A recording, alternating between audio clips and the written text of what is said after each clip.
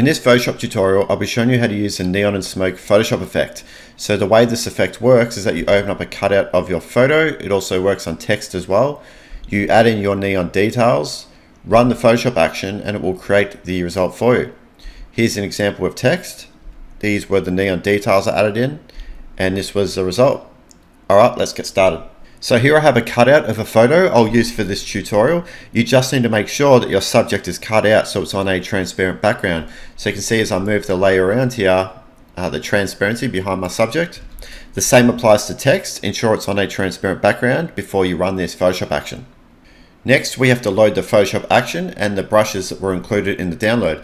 So if you go up to the window menu and down to Actions, the Actions panel will pop up. Go to this top right hand corner icon, down to Load Actions, and select the Neon and Smoke by Sevenstyles.atn file that was included in the download here. And you will see it here.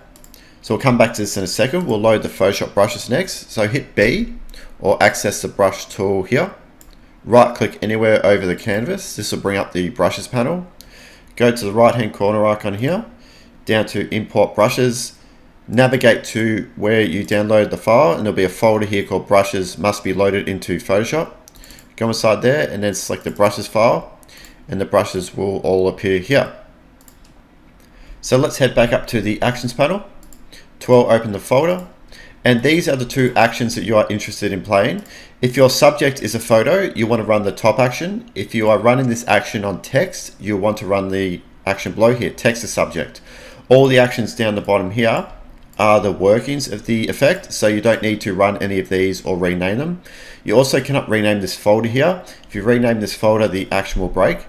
So my subject is a photo, so I'll select this top action, and then you want to just click the play icon.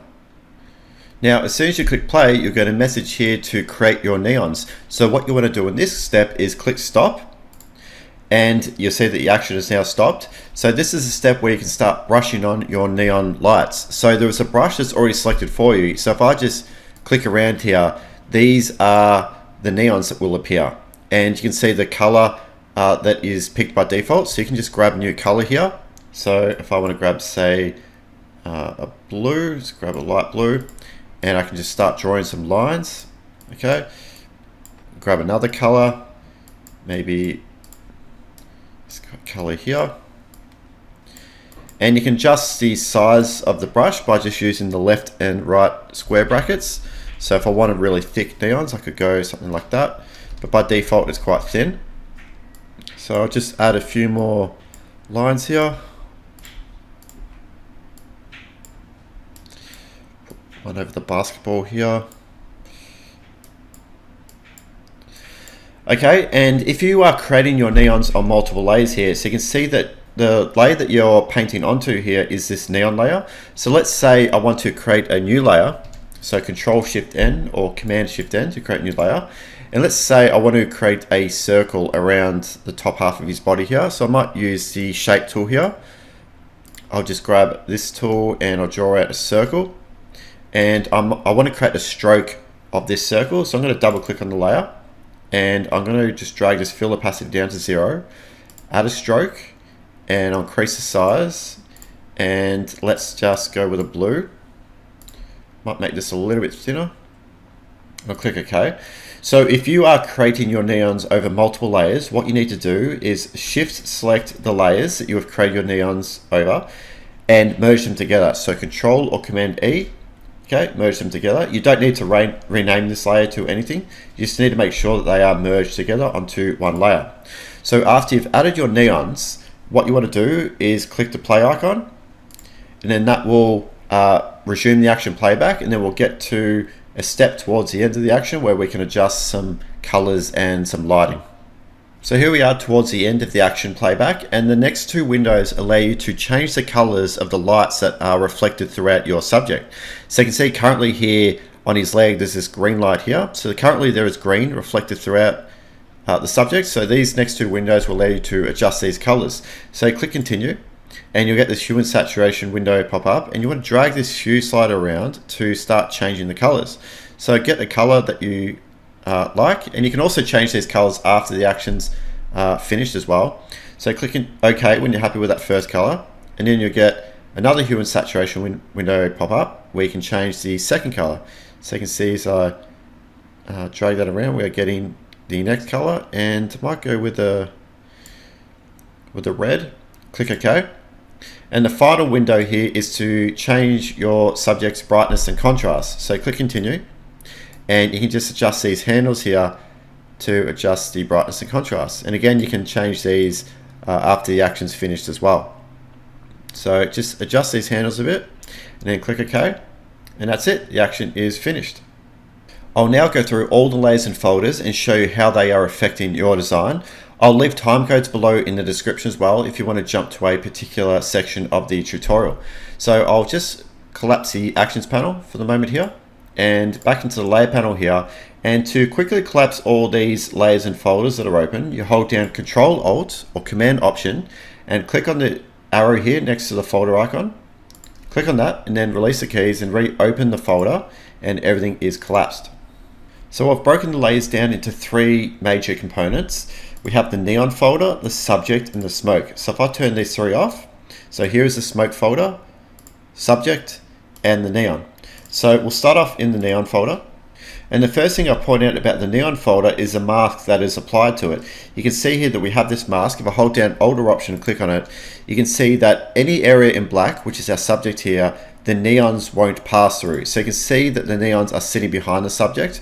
So if I hold down Shift and then click on this mask to temporarily disable it, you'll see that the the neons are now going through our subject. Okay, so what you can do here is if you hit B, okay, by default after the actions run, if you hit B, I've set up an appropriate brush for masking. But if you right click anywhere over the canvas and go inside the neon and smoke brushes folder, this first one here is a suitable brush for masks. So if you select that, now if I brush white onto this layer mask here, I can reveal more of the neon passing through the subject. So let's just say I want this neon here to pass through him. So I can just start brushing here and maybe the basketball here as well. So if I view the mask again by holding down Alt or Option and clicking on it, you can see that these were the areas that we brushed. Now if you wanted to, let's say you changed your mind and you wanted the original shape of your subject to be applied again as the mask, you want to undo this. What you can do is select the mask, right click, delete the layer mask. Down the bottom here is your original image. So this is your original cutout of your photo. So if you hold down Control or Command and click on it, this will make a selection of your subject. Select the neon folder, then hit the mask icon here. Okay. Now you want to select the mask and hit Control or Command I to invert it. So now we have the original. If I hold down Alt or Option and click on it, we have the original mask back for our subject, and we can start brushing again. So this is just good if you've made any mistakes and you just want to reset the brushing. And something else I like to do is if I temporarily disable this mask by holding down Shift again, you'll see that the subject lightens up. So here's before and after. So what I'll do, I'll hit B, grab the brush, and I'll brush white onto the mask again, but I'll only reveal areas where I might want to boost the light that passes over the subject.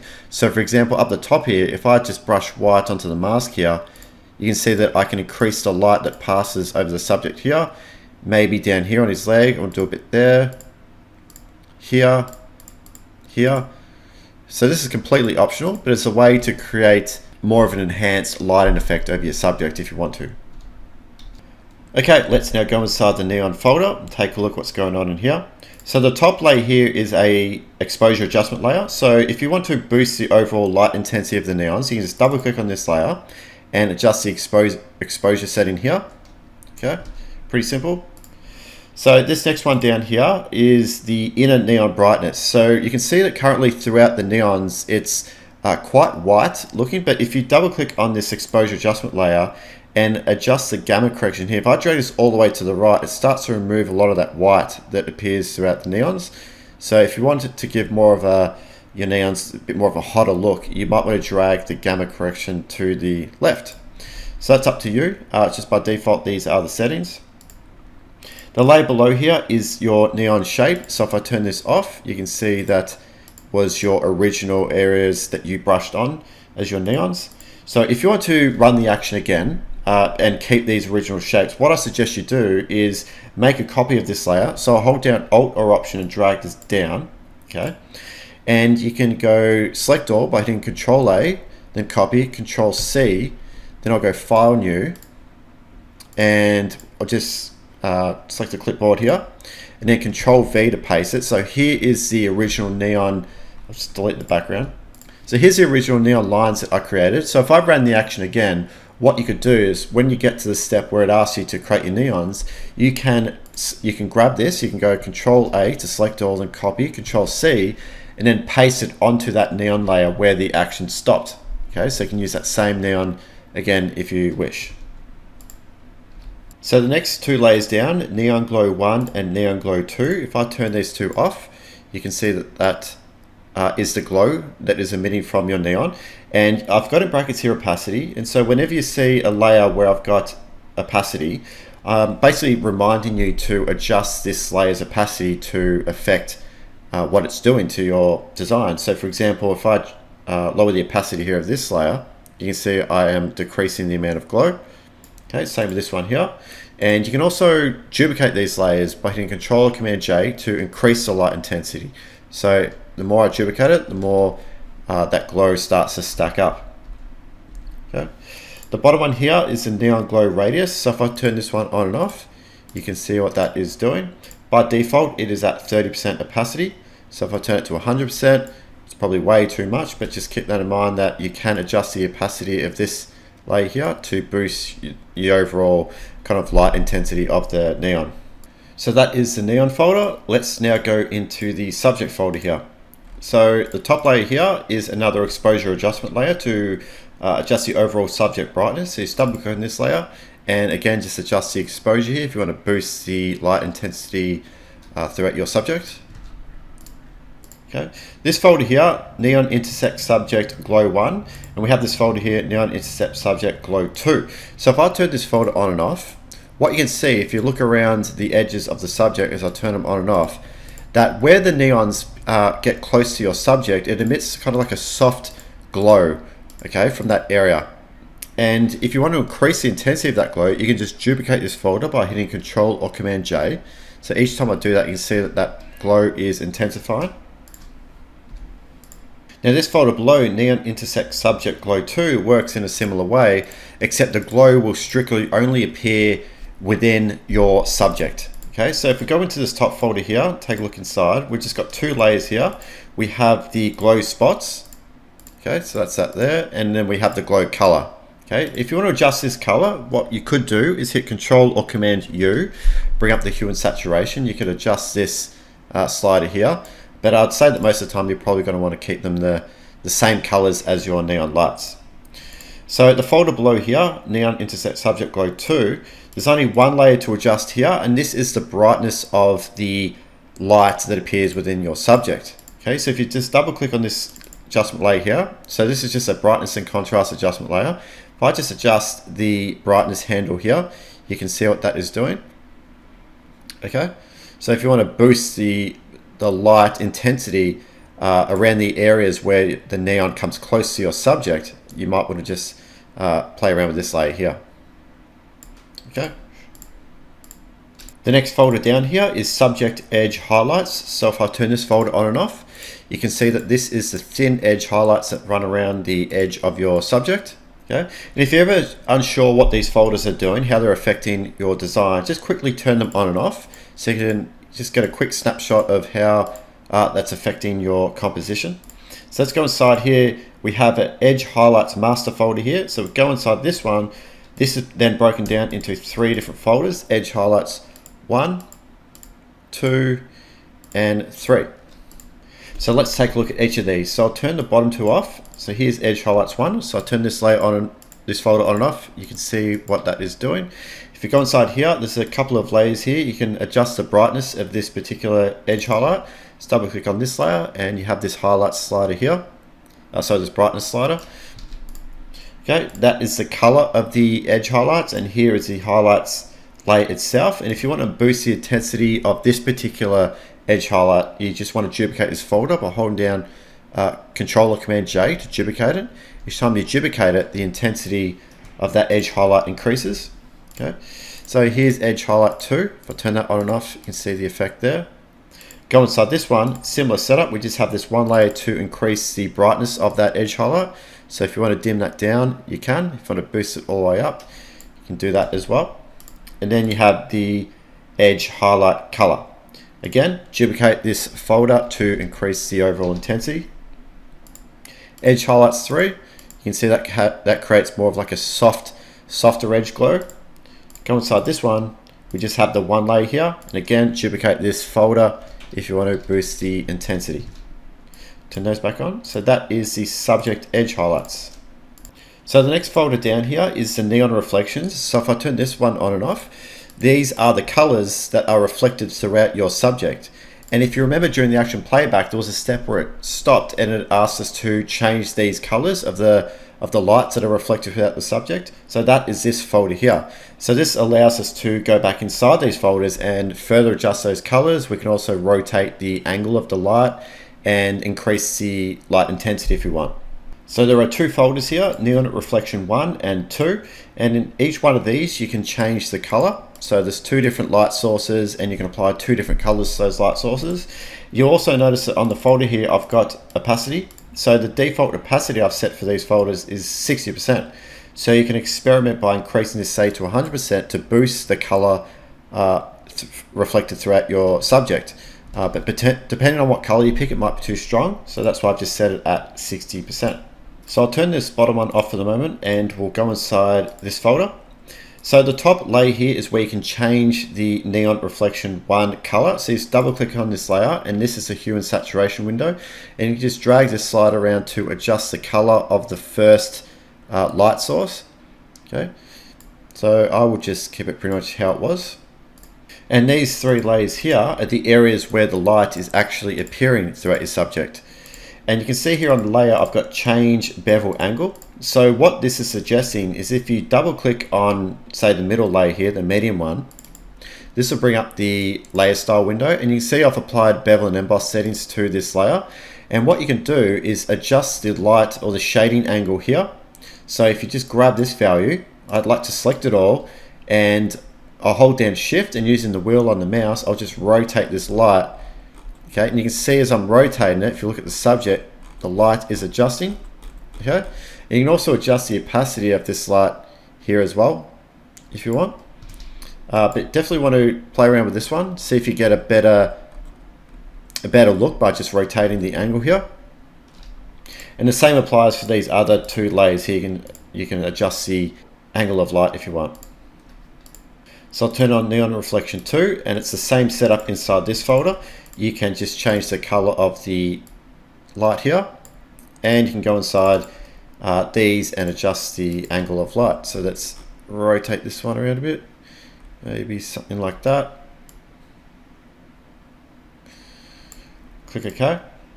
And if there's an area of light that you don't like, you can also mask it out. So let's just turn this one on and off. Let's try this one.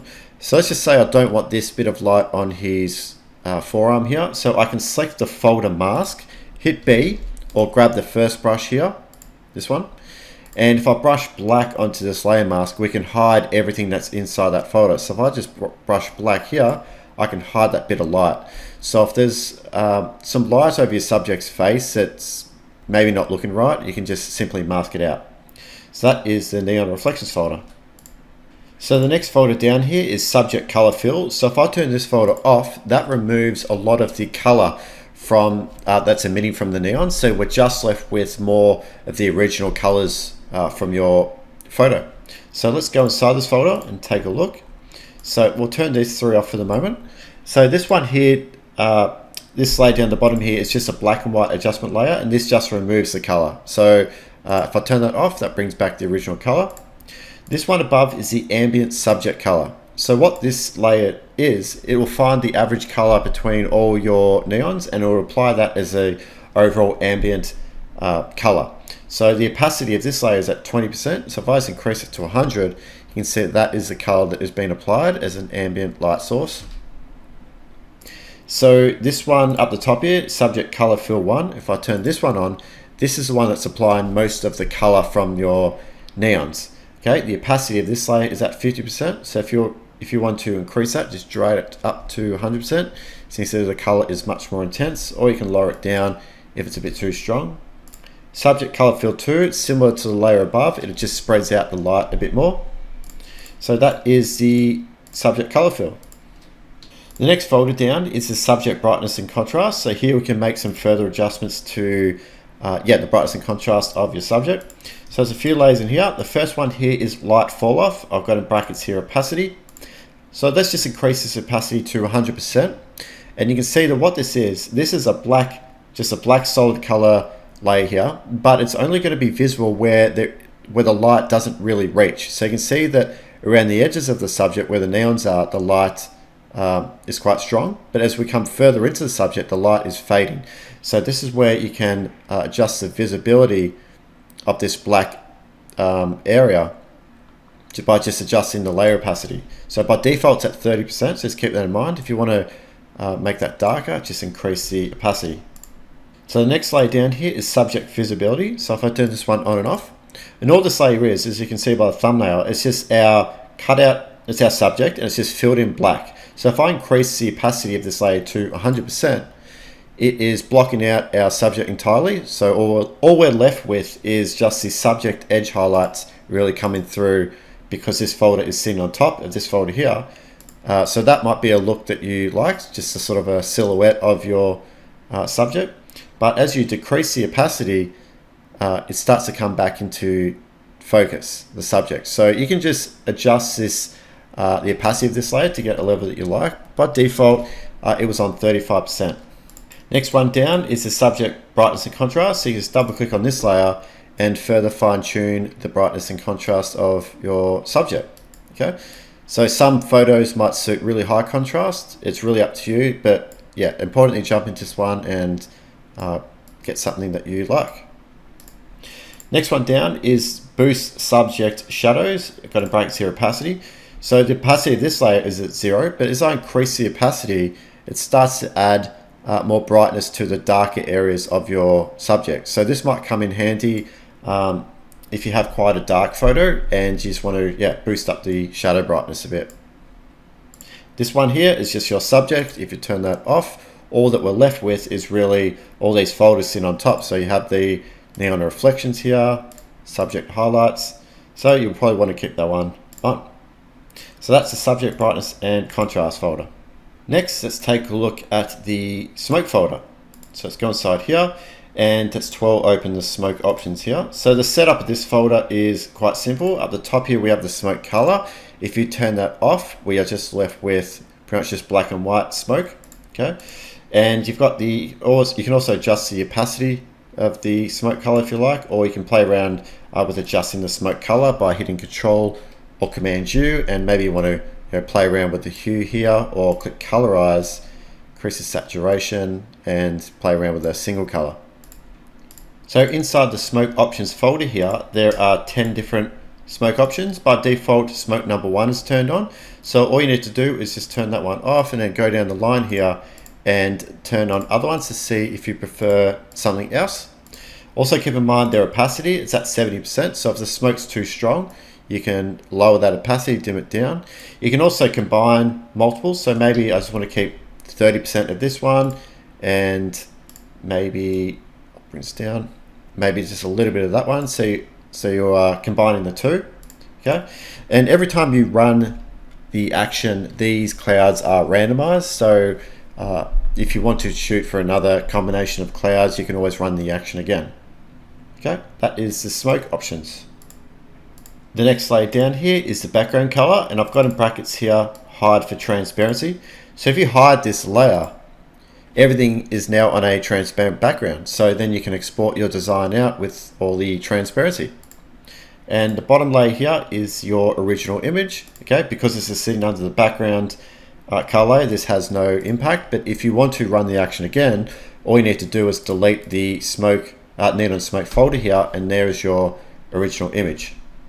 So this layer here is the overall light intensity. Again, this is a exposure adjustment layer. So if you just adjust this exposure level here, you can increase the overall intensity of the light. Okay. This one here is if you want to quickly change the colors throughout your design, you can double click on this layer, adjust this hue handle here, Okay, or you can hit colorize. Whoops, hit colorize. Maybe increase the saturation here and adjust this handle. Okay, and this one here, overlay original image texture. This is if there's any details that have gone missing because of the lights that are overlaid over your subject, this just brings those details back. It also adds a little bit of sharpening to your subject, so you may or may not want to keep that, but it's there. Okay, that's it. So just a reminder that I'll leave time codes down in the description if you want to jump to a particular topic. I'll also leave a link to a support page if you are having any issues using the Photoshop action. Hope you enjoy using the effect, and thanks for watching.